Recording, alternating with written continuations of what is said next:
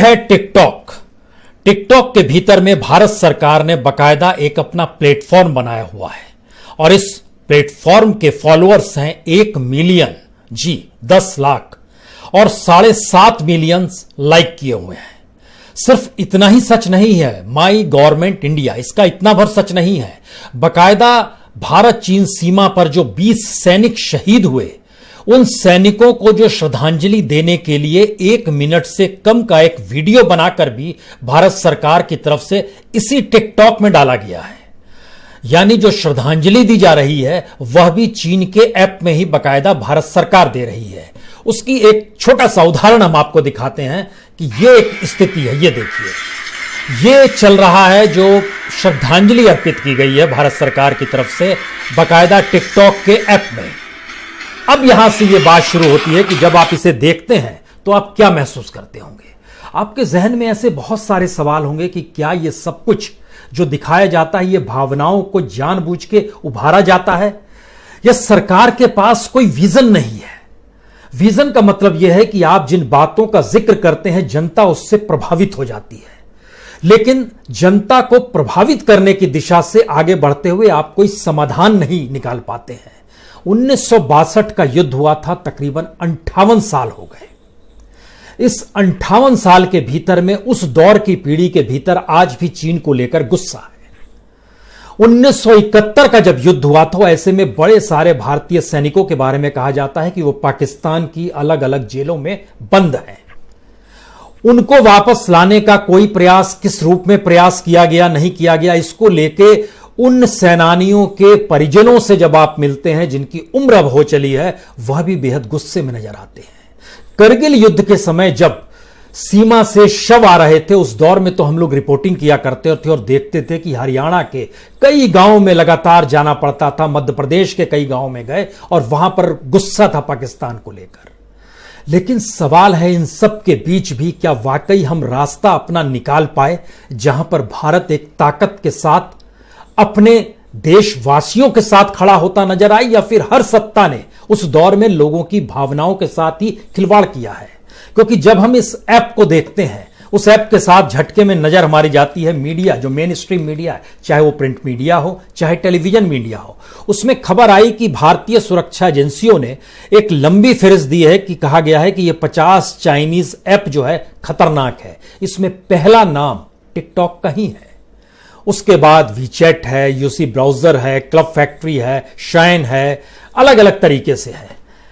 लेकिन सच क्या है, और क्या वाकई हम इन परिस्थितियों से जूझ रहे हैं कि हमारे पास इसका कोई विकल्प नहीं है और हम सिर्फ तत्काल में, यानी इसकी उम्र बड़ी छोटी होती है, जब तक युद्ध की आशंकाएं हैं उसको लेकर देश के भीतर जो भावनाएं हैं, उन भावनाओं के साथ सरकार अपने आप को खड़ा करना चाहती है, इसलिए इन बातों का जिक्र किया जाता है। और मीडिया इन बातों को देखता परखता नहीं है कि दरअसल जिन बातों का जिक्र सरकार की तरफ से भी हो रहा है, मंत्री भी आके कह रहा है, लेकिन सच क्या है?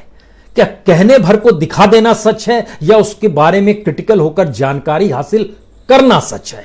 तो हमें लगता है कि आज जरा इस बात को हम परखने की कोशिश करें और उसके साथ एक चीज और परखेंगे। इस देश में सीमा पर लड़ते हुए जो जवान शहीद हुए हैं, उसमें कोई कॉरपोरेट का बेटा नहीं है, कोई इंडस्ट्रियलिस्ट का बेटा नहीं है, कोई पॉलिटिशियंस का बेटा नहीं है। सारे के सारे शहीद हुए सिपाहियों के पिता जो थे वह किसान हैं। और जहां जहां से भी हमने जिक्र करना शुरू किया और जहां जहां से चीजों को निकाला, किसान का बेटा ही सीमा पर मारा गया है, वहीं पर वो शहीद हुआ है। और उसके गांव खेड़े की परिस्थितियों को जब आप टटोलेंगे तो बड़ी न्यूनतम लड़ाई वो लड़ रहा था। उसके पैसे से घर का मकान पक्का हो रहा था, उसका पैसा जो चल कर आता था उसके जरिए पुराने कर्ज चुकाए जा रहे थे। जो पैसा सिपाही का घर तक पहुंचता था उसके जरिए 2 धोती खरीदी जाती थी, 2 जून की रोटी मुहैया हो रही थी। बड़ी न्यूनतम लड़ाई वो लड़ रहा था घर के भीतर में, और देश के लिए सबसे बड़ी लड़ाई सीमा पर लड़ रहा था। आज जिक्र इसका भी होगा, लेकिन जरा सिलसिलेवार तरीके से हमें लगता है कि इस बात को अब समझने की जरूरत है। जब हम आपसे जिक्र कर रहे हैं तो पहले यह समझ लीजिए, भारत में जितने भी स्मार्टफोन हैं, उस स्मार्टफोन में लगभग 2 लाख करोड़ का एक मार्केट है। उस 2 लाख करोड़ में से 1 करोड़ 1,44,000 करोड़, यानी लगभग 72% चीन का कब्जा है, चीन का दबदबा है उस मार्केट पे। टेलीविजन जो हमारे यहां आता है उसमें खास तौर से जो स्मार्ट टीवी आता है, स्मार्ट टीवी और टीवी का जो पूरा मार्केट है वो 25,000 करोड़ का है। लेकिन स्मार्ट टीवी का जितना भी बड़ा मार्केट है उसका लगभग 42 से 45% चीनी प्रोडक्ट का कब्जा है। जो टेलीकॉम इक्विपमेंट्स होते हैं वो तकरीबन 12,000 करोड़ का एक मार्केट है, उसमें से चीन का मार्केट जो है वो लगभग 25% यानी 3,000 करोड़ चीन का मार्केट है। चीन का ही प्रोडक्ट है, चीन का ही माल है, चीन का प्रोडक्ट है। जो होम एप्लीकेंसेस आते हैं उसमें लगभग 50,000 करोड़ का मार्केट है। उसमें चीन का जो हिस्सा है वो लगभग 5 से 7 करोड़ चीन का हिस्सा है, सिर्फ चीन का। ऑटो कंपोनेंट जो आते हैं उसका मार्केट बड़ा बड़ा है भारत में, लगभग 57 अरब डॉलर, और इस 57 अरब डॉलर में से लगभग 15 अरब डॉलर चीन का मार्केट है। जो सोलर पावर है वो तो पूरी तरीके से चीन के हवाले है, क्योंकि इसका जो मार्केट साइज है वो 37,916 मेगावाट का है। और आपको जानकर हैरत होगी कि 90% हिस्सा ये चीन के मार्केट का हिस्सा है। जो स्टील हमारे यहां होता है उसका जो मार्केट साइज है वह लगभग 108 मीट्रिक टन का है, और उसका लगभग 20% चीन का है। जो फार्मा का सेक्टर है उस फार्मा के सेक्टर में लगभग 2 अरब डॉलर का मार्केट है, और चीन का हिस्सा उसमें लगभग 1 अरब से ज्यादा का, लगभग 60% हिस्सा चीन के मार्केट का। जब हम इन बातों का आपसे जिक्र कर रहे हैं तो एक सवाल है, भारत इस दिशा में क्यों नहीं बढ़ पाएगा? मुश्किल यह है कि भारत के पास बजट R&D का होता ही नहीं है, रिसर्च एंड डेवलपमेंट भारत कर नहीं पाता है, सस्ता माल दे पाने की स्थिति में नहीं है, मैन्युफैक्चरिंग यूनिट्स अभी भी बड़ी कॉस्टली होती है। लेकिन असल सच यह है कि भारत के भीतर में जितनी भी बड़ी तादाद में जिन बातों का जिक्र सरकार अपने तौर पर कर रही है कि जनता अब इन चीजों को छोड़ दे, संयोग से सरकार के ही तमाम इंस्टीट्यूशंस और खुद सरकार के तमाम महान लोग जो कि इस देश को कानून बनाकर चलाते हैं, वो सभी उन्हीं प्रोडक्ट्स और उन्हीं एप्स का इस्तेमाल कर रहे हैं। तो आप क्या करेंगे? ये इतना संकट भरा वक्त है और संकट बड़ी परिस्थिति है, क्योंकि जब आप इसके भीतर जाते हैं तो हमको लगता है कि 2-3 चीज समझिए। टिकटॉक की स्थिति यह है कि 1 मिनट से कम का वीडियो डाल सकते हैं, गवर्नमेंट ऑफ इंडिया ने भी इसमें डाला हुआ है, बाकायदा अपना एक मंच बनाया हुआ और लिखा हुआ है citizen engagement platform of India, ये उसने लिख रखा है। पबजी मोबाइल जो है जिसमें खेल खेले जाते हैं, जो बैटल किया जाता है और जो तमाम गेम खेली जाती है, टिकटॉक है, पबजी है, हेलो करके एक है। और इतना ही नहीं, जो भारत में जो कॉम स्कैनर होता है, किसी भी डॉक्यूमेंट या इमेज को जो स्कैन करता है, वह भी चीन का ही है। जो एक्सटेंडर है, जो शेरलेट है, जो वीमेट है, जो ब्यूटी प्लस है, ये सब चीन का है। इसको किस रूप में हम लोग एक्सेप्ट करें या ना करें, या किस तरीके से इसके जरिए हम चीन को झटका दे दें, ये एक अबूझ पहेली सी है। ये अबूझ पहेली इसलिए है क्योंकि इसका एक दूसरा सच है। भारत के सामने हमने बार बार जिक्र किया है कितनी बड़ी तादाद में कंपनियां हैं, लेकिन आपको जानकर हैरत होगी भारत की बड़ी तादाद में कंपनियों के साथ जो कोलैबोरेशंस हैं चीन के कंपनियों के, उसका एक दूसरा हिस्सा जो शेयर मार्केट के भीतर जो फॉरेन पोर्टफोलियो इन्वेस्टमेंट होता है, वह बीते 6 साल में हद से ज्यादा बढ़ गया। इससे पहले वो नहीं बढ़ा करता था। उसका एक छोटा सा डाटा जरा देखिए और महसूस कीजिएगा आप, क्योंकि जो फॉरेन पोर्टफोलियो इन्वेस्टमेंट होता है जिसको हम लोग FPI इन्वेस्टमेंट कहते हैं, वो चाइना का जो है, जैसे आप 2019 के दिसंबर तक अगर देखेंगे तो वो 774 करोड़ था दिसंबर 2019 में। सिर्फ उसके बाद आइएगा तो 3 महीने में, यानी वायरस से पहले जनवरी फरवरी मार्च 3 महीने में यह 3,257 करोड़ का हो गया। इतना ही नहीं, अगर 2015 की स्थिति में लाइएगा तो 136 करोड़ का था दिसंबर 2015 में FPI, जो चाइना इन्वेस्टमेंट जिसके जरिए कर रहा था, और वो मार्च 2020 में बढ़कर हो गया 3,257 करोड़ रुपया। और चीन की कंपनियों ने जो भारत के अलग अलग हिस्सों में 1% से ज्यादा हिस्सेदारी खरीद ली है, उसमें पिछले दिनों HDFC आपके जहन में आया होगा, HDFC लिमिटेड में 1.1% खरीद लिया है। लेकिन अवंती फीड्स 8.77% चीन की हिस्सेदारी है। कीर्ति इंडस्ट्री 2.29% चीन की हिस्सेदारी है। किंगफ्ला साइंस एंड टेक इसमें लगभग 6.32% चीन की हिस्सेदारी है, जिसमें ऐसी एक लंबी फहरिस्त है। अगर 1% से कम पे आएंगे तो दो बड़ी कंपनियां हैं, उसमें गुजरात इंडस्ट्री पावर, इसमें लगभग 200 शेयर्स हैं, और दूसरा है अल्बेलिक फार्मा जिसमें 3,250 शेयर्स चीन के हैं। लेकिन सवाल है कि ये जो एफडीआई भी बढ़ी है, वो एफडीआई पिछले 6 बरस में ही बढ़ी है, यानी 2014 के बाद ही बढ़ी है, यानी देश के प्राइम मिनिस्टर मोदी हुए उसके बाद ही बढ़ी है। क्योंकि हम आपको एक हिस्सा बता दें कि एफडीआई जो था, अगर आप बीते 14 साल में देखिएगा, यानी सन 2000 से लेकर 2014 तक, तो $1.683 बिलियन 1.683 बिलियन 14 साल की हिस्सेदारी एफडीआई की रही। लेकिन 14 से के बाद से 20 तक की स्थिति आ गई $5.462 बिलियन, इतना और बढ़ गया, और आज की तादाद में $7.145 बिलियन है। यानी 6 साल के भीतर में जिस रफ्तार से एफडीआई, जिस रफ्तार से एफपीआई, जिस रफ्तार से चीनी प्रोडक्ट, जिस रफ्तार से भारत सरकार के भी तमाम इंस्टीट्यूशंस उसी के जरिए प्रचार प्रसार कर रहे हैं, यह एक अनूठा सच नहीं है, बल्कि इस देश की त्रासदी है।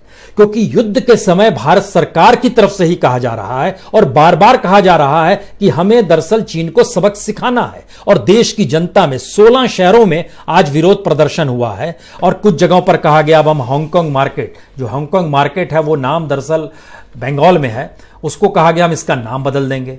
किसी ने अपने तौर पर कहा, ये पश्चिम बंगाल का जो सिलीगुड़ी का इलाका है वहां पर एक हांगकांग मार्केट है, कहा गया हम नाम बदल देंगे। गुजरात के अहमदाबाद शहर की आपने देखी होगी टेलीविजन तोड़ा जा रहा है। दिल्ली का जो confederation of all India traders है उसने कहा कि अब हमारा अभियान, नया एक कैंपेन लॉन्च करने वाले हैं, और फिल्मी सितारों से अपील उन्होंने की है कि आप किसी भी हालत में चीनी सामान का विज्ञापन नहीं करें। ये सारी बातें हो रही हैं, लेकिन सवाल है कि सरकार अपने तौर पर अगर कुछ नहीं करेगी तो शहीद का बेटा भी बोलता है और उसकी पत्नी भी बोलती है चीनी सामान का बायकॉट करो। जनता बायकॉट करेगी तो जनता बायकॉट तब नहीं करेगी या तब करेगी कि जब वो माल के अल्टरनेटिव मार्केट में होगा। एक बात, दूसरी, उसको विदेशी माल है, उसको लाने की इजाजत भारत सरकार क्यों दे रही है? अगर इजाजत ही रोक दी जाएगी तो बाजार में माल ही नहीं होगा। लेकिन यह कर पाने की कैपेसिटी में आप नहीं आ पा रहे हैं क्योंकि आप सक्षम ही नहीं है। आपकी मैन्युफैक्चरिंग यूनिट इस बात की इजाजत नहीं देती है कि भारत की जनता के कंज्यूमर की जो पॉकेट है उसके अनुकूल आप सामान बना सके। यहां तक कि जो कार भी बनती है, कार जो एसयूवी बन रही है, जो चाइना से एसयूवी बनकर आएगी, उसकी कीमत होगी लगभग एवरेज 7 लाख। भारत में जो एसयूवी बनेगी उसकी कीमत होगी 12 लाख। अब 5 लाख का अंतर है, कौन लेगा? टेलीविजन जो स्मार्ट टीवी आ रहा है, एंड्रॉइड टीवी आ रहा है, उसकी कीमत चीन दे रहा है 35,000। भारत के मार्केट में जो टीवी बनेगा, एंड्रॉइड टीवी, उसकी कीमत होगी लगभग 70,000 और या उससे ज्यादा होगी। इतना स्थिति आ गई, क्या कीजिएगा? आप अल्टरनेटिव क्रिएट नहीं करते हैं, आप इस देश की इकोनॉमी को जनता से नहीं जोड़ पाते हैं, आप इस देश के भीतर का सोशल इंडेक्स लोगों को एक समानता के तौर पर नहीं ले आ पाते हैं। और यह समानता का जिक्र जब हम आपसे कर रहे हैं तब हम आपको बताना चाहते हैं कि इस देश का सच बेहद त्रासदीदायक क्यों है। इस देश में किसान जिंदगी भर पीढ़ियों खप जाती है उसकी अनाज उपजाते हुए और अनाज के जरिए देश का पेट भरते हुए। जो मौजूदा वक्त में बीते 2 महीनों का सच यही है कि अगर इस देश के किसानों ने अनाज ना उपजाया होता तो भारत सरकार 20 लाख 50 लाख कुछ भी कहती, आरबीआई से कितने भी नोट छाप लेती, लेकिन गेहूं और चावल और दाल ना होती तो पेट नहीं भर पाती।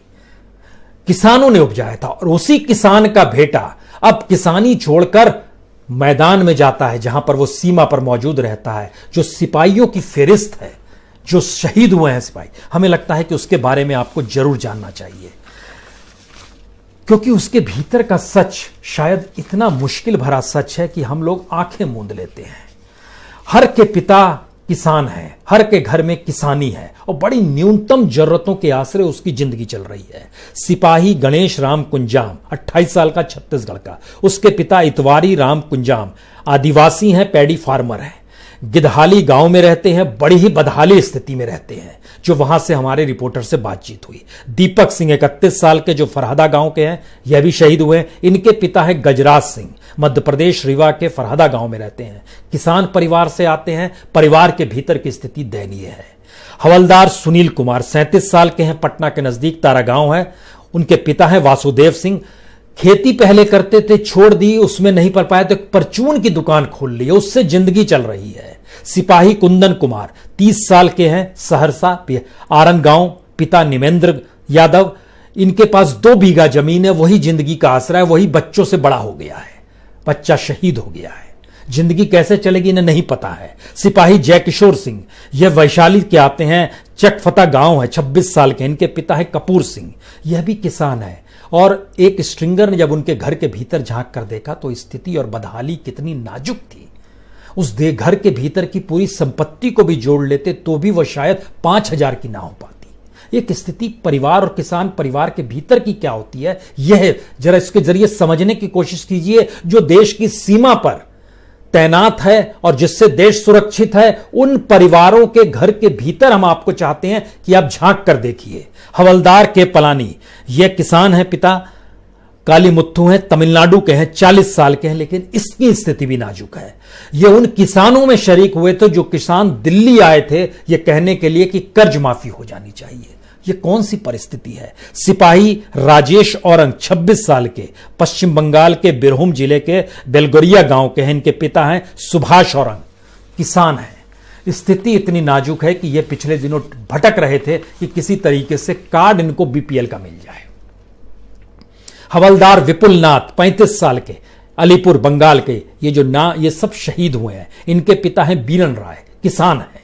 सिपाही अंकुश कुमार 21 साल के, हमीरपुर मध्य प्रदेश के आते हैं, पिता हैं अनिल कुमार, किसान हैं। सिपाही गुरतेज सिंह पंजाब से आते हैं, मनसा वीरावाला डोगरा गांव है, पिता किसान हैं। और ये एक लंबी फहरिस्त है। जो 20 लोग जो शहीद हो गए हैं उसमें देखिए, नायब सूबेदार सतनाम सिंह भोजराज गांव गुरदासपुर से आते हैं, पिता जागीर सिंह, किसान हैं। सिपाही कुंदन कुमार ओझा 28 साल के, साहिबगंज से आते हैं, झारखंड के, पिता किसान हैं। सिपाही गणेश हंसदा 21 साल के, झारखंड के बारगोरा गांव सिंहभूम में आता है, पिता किसान है। नायब सूबेदार मनदीप सिंह पटियाला से आते हैं, पिता किसान है। सिपाही चंद्रकांता प्रधान कंधमाल उड़ीसा से आते हैं, बेहद पिछड़ा इलाका है, गरीब आदिवासी समुदाय से निकला हुआ ये परिवार है। और इनके पिता हैं करुणाकर प्रधान, जो बेहद गरीब किसान है। वहां के बारे में जानकारी मिली, खासतौर से जो उड़ीसा के हमारे जो स्ट्रिंगर हैं, जो जानकारी आई, एक तो इनकी कंधमाल वाले की आई, दूसरी जानकारी आई मयूरभंज के हैं, नायब सूबेदार नंदूराम सोरेन 43 साल के हैं, ये मयूरभंज के रायरंगपुरा के जानकारी आई।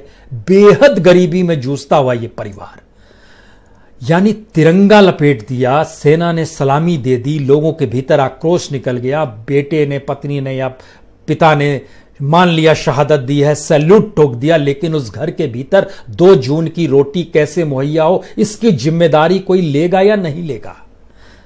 सिपाही अमन कुमार सुल्तानपुर समस्तीपुर के आते हैं, पिता सुधीर सिंह, किसान हैं। और इनके भीतर का सच क्या है जरा ये जानिए। जो लोग शहीद हुए हैं, जो सिपाही हैं, जो लांस नायक हैं, जो नायक हैं, जो हवलदार हैं, जो नायब सूबेदार हैं या सूबेदार तक है, जो शहीद हुए हैं, उसमें एक ही लेफ्टिनेंट कर्नल थे।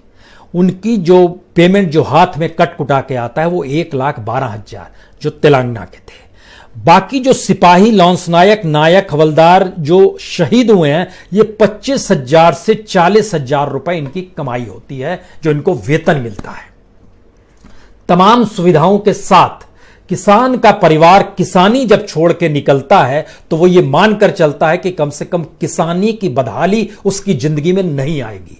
और इनका जो पैसा, जब ये सीमा पर तैनात थे और जो पैसा भेज रहे थे, उस पैसे के जरिए जो अलग अलग किसी के दूध मुहे बच्चे या जो छोटे छोटे बच्चे, उनको नहीं पता है कि पिता का साया सर से उठ चुका है। एक व्यक्ति ऐसा है कि 15 दिन पहले उसको बेटी का जन्म लिया है। हमें लगता है इन नामों के भीतर में इंडिविजुअल जाएं, खाली बेसिक समझिए। किसी की शादी होने वाली थी, किसी के घर में बच्ची का जन्म 15 दिन पहले हुआ है, किसी के घर की रोजी रोटी चलती रही, जो भेजता था कमा के, किसी ने पुराना कर्ज चुकाया है, किसी ने पक्का मकान बनाया है उन्हीं पैसों से किसी तरह। यानी बेहद न्यूनतम जरूरतें जो जिंदगी की होती है, उस न्यूनतम जरूरतों को पूरा करने के लिए देश की सबसे बड़ी जरूरतों के सामने वह सीमा पर जाकर तैनात हो जाता है।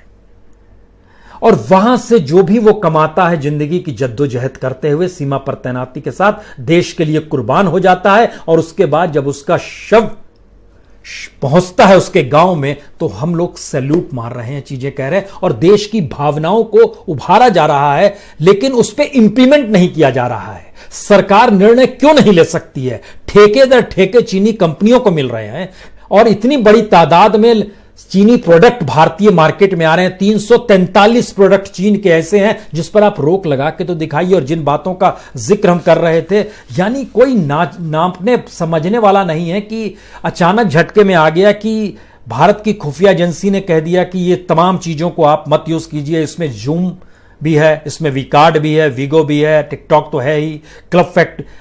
आपने एक लंबी फहरिस्त जारी कर दी और तमाम मीडिया ने उस तमाम फहरिस्त को सामने हमारे रख दिया है, लेकिन कमोवेश भारत सरकार के हर मंत्रालय और खुद गवर्नमेंट ऑफ इंडिया जब इन्हीं ऐप के जरिए अपने प्रचार प्रसार कर रहा हो तो आप क्या सोच सकते हैं? इसका मतलब है वाकई ये भावनाओं को उभार कर शायद अपने साथ सरकार जनता को खड़ा करना चाहती है। इसमें कोई दिक्कत नहीं है।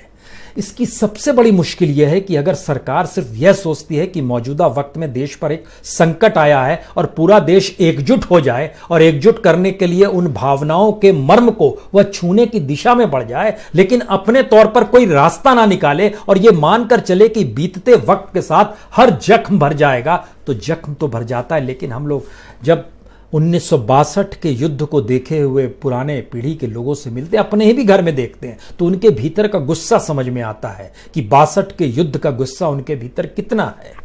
71 में जिन परिजनों के परिवार के सदस्य जो थे, जो सेना में थे और जो वापस नहीं लौट पाए, और वो बार बार कहते हैं कि पाकिस्तान की जेलों में, उनसे मिलते हैं तो एक दर्द उफनता है। क्यों हम समझौता और रास्तों पर चलते हैं और मानकर चलते हैं कि पड़ोसी को सबक भी सिखाना है, लेकिन पड़ोसी को वापस अपने नागरिकों को लाना भी नहीं है।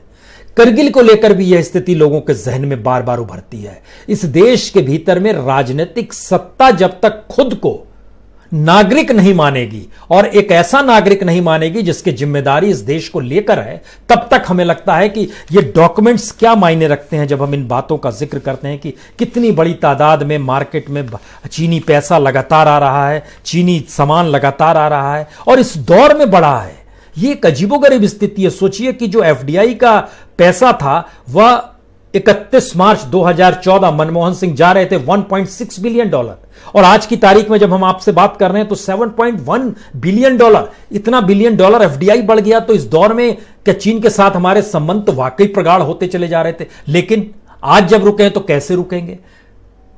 जो एफपीआई मार्केट था वो बढ़ते बढ़ते 100 करोड़ के बाद बढ़ते बढ़ते आज की तादाद में 3,257 करोड़ तक पहुंच गया है। यह मार्केट वैल्यू एफपीआई की है।